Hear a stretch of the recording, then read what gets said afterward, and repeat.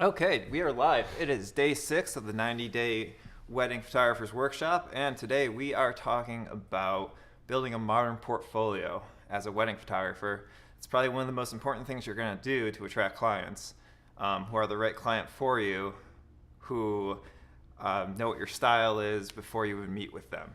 And to me, that's like the most important thing. If you want clients that you're going to enjoy working with and clients who are going to enjoy working with you, you all want to be on the same page when it comes to like what's getting delivered. And the way to show them what's getting delivered is what you show in your portfolio. So the way we're going to do this is I'm going to show you my portfolio that I currently have online. And I think a modern photographer's portfolio really has to focus on 2 places: Instagram and your own personal website. And if you don't have your own personal website yet, Instagram is probably the number 1 place. We don't even put a ton of time or effort into Instagram.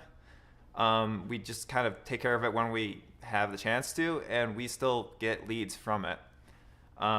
We put more thought into it than we have in previous years on what we're posting, and that's paid off greatly. And I will likely do an entire video on social media and Instagram specifically, so this will just be kind of an overview. But yeah, it's a great place to show work because people go there to look at photography. So let's talk about Instagram first, and then we'll dive into the personal webpage. So let me set that up and transition. There we go. So this is my Instagram. And just kind of the history of Instagram is we used to post pretty much slice of life stuff, whatever we wanted to on it. And then something changed. They introduced stories, and suddenly everyone's profiles got a little more curated. And that became important because as photographic professionals, we need to curate the type of work that we want to show and the type of client we want to attract in our portfolios and on our Instagrams. Because we have stories if we want to do like behind the scenes stuff, show our setups and stuff that's more ephemeral and less like professional. So just scroll through here really quickly, and you can see pretty much everything is a photo that we chose to put. I also have a secret weapon in my partner, Katie Davis, because she can write really well. So she'll go in and actually write super nice captions, which is something that I never really had the ability to do. And something I really avoided. I'll talk about that more when we get to the blog. So this is my thing, and you can see like as I go further down, it gets a little less curated, and it becomes like travel photos and stuff. But the stuff towards the top where we're actually like paying attention, the colors kind of correspond to each other, and it looks good as a whole, and it looks good individually as just the photos. I think if you hit this one, nope, that's people that have tagged me. I thought there was a way to just show it as like one-up pictures, but I don't know. This is the web browser version of Instagram, so it's not like on your phone like it would normally be. Also important to Instagram is this part of the thing where you put your information, because you can have a call to action being like, hey, go check out our work. But yeah, most important thing, just get your work up online in a nice clean format where people can see it, and if they like your style and it resonates with them, they know where to contact you. It doesn't have to be super hard to be super effective. All right, so that's my whole thing on Instagram. I'm gonna flip over now to the websites, which it's a bigger investment to get a website, because you are better off not having a website if it's going to be junk than having just like a bad website. That's a proven fact. You want something that's modern. You want something that's clean, that will show your work without any distractions. And you want something that is going to be easy for you to maintain and keep current. We are currently using Squarespace. Before that, we were using WordPress. I think either one of them did a fine job.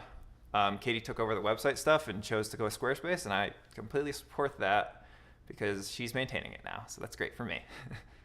So here's our website. We have big pictures. This is kind of like the pseudo mobile version of the website. If I actually drag this out a little bit, you'll see it goes to like a total header image.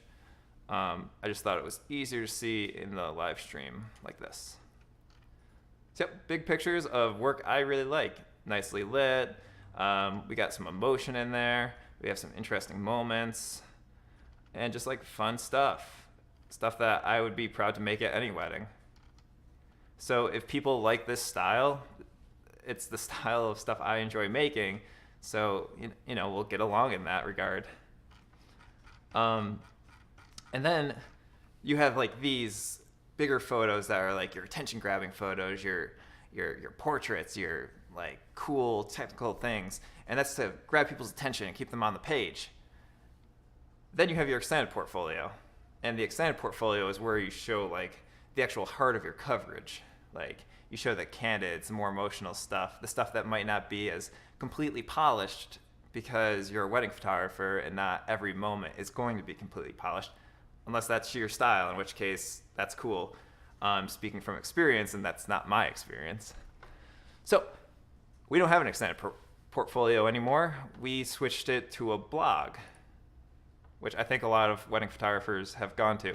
Before Katie and I started working together, I had the extended portfolio and I had a blog, which I did not update, which is why I had the extended portfolio, because it was easier for me to just post images because I'm not a very strong writer. So on our extended blog, we have a picture before the fold, which I think is a journalism thing. I can't remember my journalism class from 15 years ago. Anyway, and then we have the beautiful writing that Katie does, telling the story of the day. And then we have our pictures. And we have all of our pictures, almost like a wedding album would be. So roughly chronological and kind of showing the entire wedding day as you would, you know, document it. So I'll just scroll through these right now. If I look, if I look this way, it looks like I'm looking at what I'm doing. Really, though, it's over here on my screen.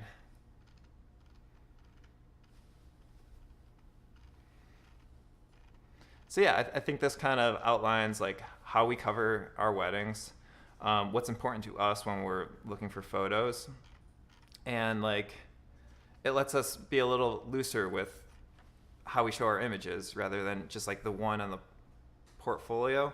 You get to see all of them. You get to see like the whole coverage of the day. You get to see all the fun dance shots and stuff like that. So yeah, I really like this method of showing our work, and then, you know, credit the other vendors. Ooh. So we got a bunch of these, but I really like the blog format like that, where it's the whole story is encapsulated. I think it's a great way to show work, and it's a nice way to like recap the day, and like they also get this blog post to you know, enjoy reading from like a third person vantage point. But mostly I would just say like whatever you do, keep it simple, because if you try to overcomplicate it, you're taking away from the work. Your work should speak for itself. So I'm a big fan of just like white background or black background, or, you know, maybe neutral gray, and just like let the work kind of pop off the page, almost like a modern museum would have it, and show the work that you're the most proud of and the work that you want to make more of, because you'll attract the kind of client and weddings that you're showing. We try to make everything, all the pictures that we're showing, interesting, emotional, or something that we can talk about at length. And yeah, so I really think that those are the keys to building a modern portfolio in this day and age. I don't know that you even need like a physical portfolio unless you're like selling wedding albums. Then you want to have like the physical album to show people that you're doing it. Or maybe if you're doing wedding shows, because no one's going to stand there and like look at your online portfolio. We should talk about wedding shows at some point as well, because there's a strategy you can implement for those.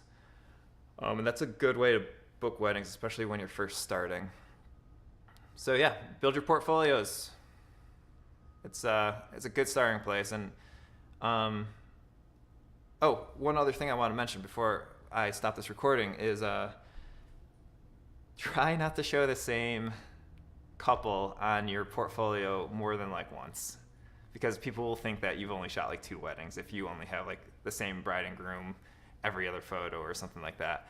I don't know. I look at a lot of wedding pictures and a lot of people's portfolios, and if I catch that, sometimes I'm like, I guess they were really proud of this wedding or something.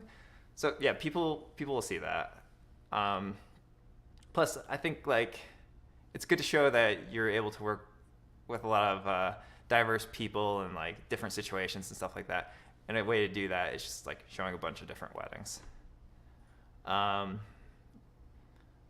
Cool. So I'm going to take a quick look at the comments, and if no one has a comment, I'm going to call this a successful live stream.